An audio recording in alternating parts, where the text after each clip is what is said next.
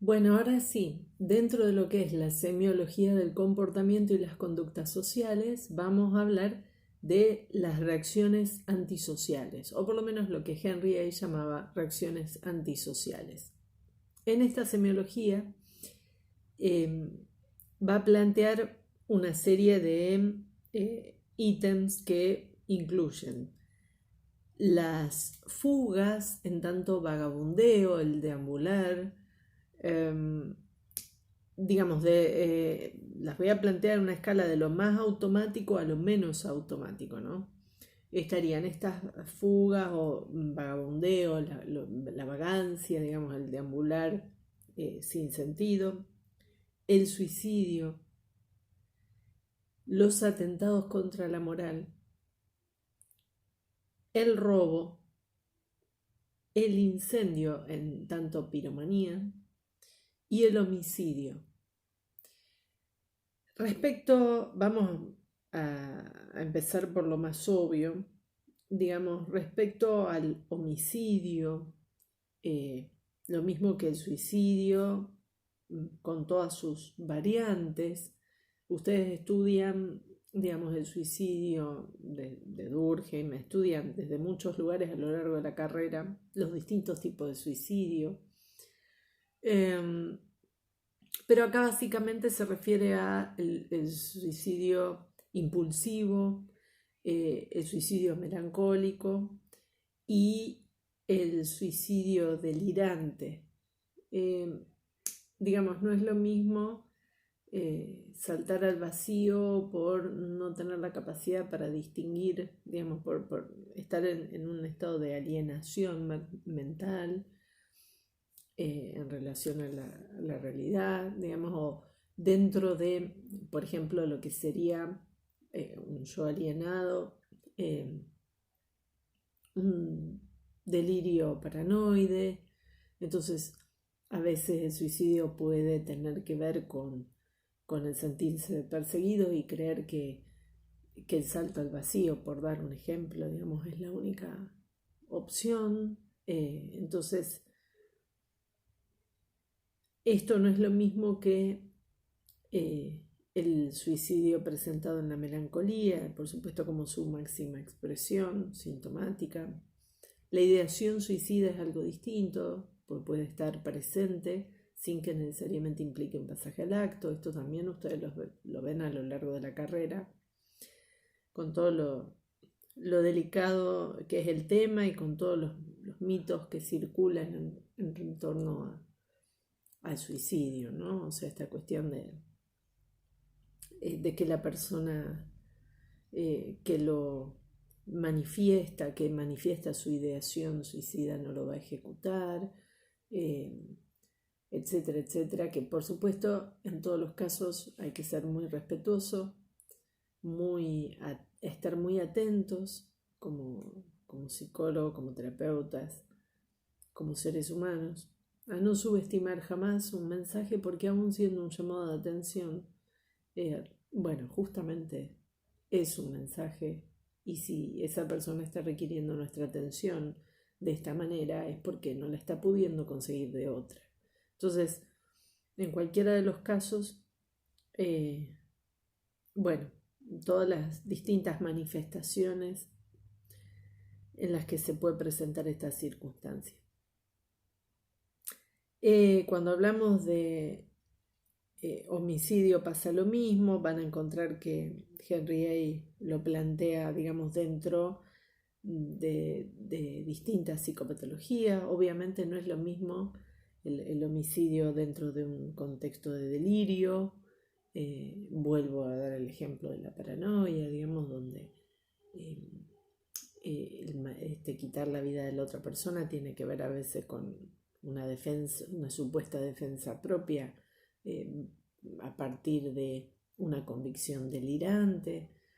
No es lo mismo esto que legalmente es lo que se plantea como inimputabilidad, digamos, por la alienación del yo, que estados demenciales, que la psicopatía, el trastorno psicopático de la personalidad, es decir, el psicótico no distingue si lo que está haciendo está bien o está mal, El psicópata, por el contrario, sí conoce y entiende la diferencia entre lo que está bien y lo que está mal, simplemente que no le importa, es decir, no registra culpa.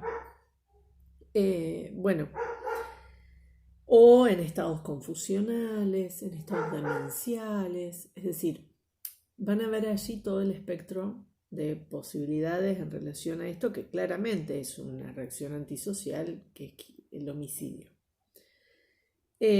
Bueno, hablamos también de el incendio en tanto piromanía, o sea, el incendio compulsivo, el incendio que no es involuntario, que no es accidental, digamos, ya sea como reacción, digamos, agresiva, como reacción, como un impulso, nuevamente hablamos de impulsividad, como actos delirantes también dentro, qué sé yo, puede ser una venganza dentro del contexto de un delirio de reivindicación, dentro eh, nuevamente de un delirio de tipo paranoide, es decir, pero bueno, claramente constituye una conducta antisocial, en eso estamos de acuerdo con Henry A. Después habla del robo y dentro del robo particularmente me interesa la estafa.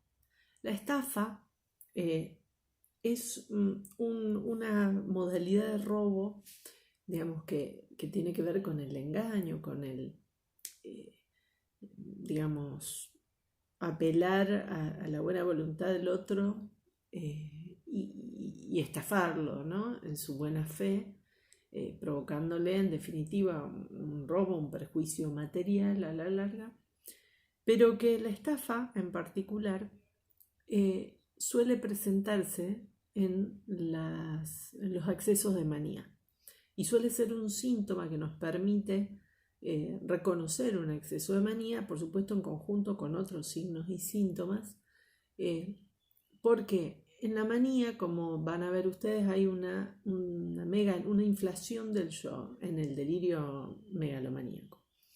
Entonces, ese delirio de grandeza hace creer a la persona, a ver, recordemos un paréntesis, recordemos que cuando hablo de delirio hablo de una convicción férrea, de una idea cuya fuerza es irrefutable, esa convicción es irrefutable, resiste a las evidencias de la realidad. Entonces, esa idea que resiste a las evidencias, que es irrefutable para la persona, cuando se vuelca a un megaproyecto, que es típico, digamos, de los excesos de manía, o sea, estos grandes proyectos en los que se embarcan las personas cuando cursan una crisis o un exceso maníaco, que van de la mano de la megalomanía, muchas veces comprometen su estado económico y financiero, porque son personas que contraen deudas que luego no pueden afrontar. Lo que ocurre en este caso es que esas deudas no se contraen por una voluntad deliberada y anticipada y premeditada de estafar, digamos, de perjudicar al otro, de abusar de su confianza, sino que simplemente libran cheques que no creen que no vaya a tener fondos, porque realmente están convencidos de poder procurar ese dinero o ese monto, digamos, esa suma que están comprometiendo a futuro. Dentro de su delirio de grandeza, la convicción de que van a ser capaces de afrontar esa deuda está presente. O sea que no habría una mala fe, sino que sería una estafa basada en el delirio megalómano. Es bastante frecuente, digamos. A veces, a ver, cuando yo digo estafa, no tenemos que pensar en un cheque o una cuenta millonaria. A veces se trata de personas que hacen un uso compulsivo desde ya, pero desmesurado de sus tarjetas de crédito o del giro bancario, del rojo que le permite el banco.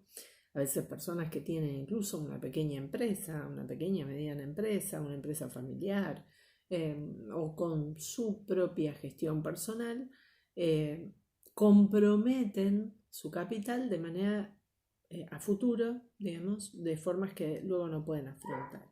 Del otro lado, de parte del acreedor, la queja es de estafa, ¿cierto? Entonces, junto con otros signos y síntomas, es un indicador al que hay que estar muy atento. Bueno, y finalmente me voy a detener en lo que Henriette plantea como atentados contra la moral.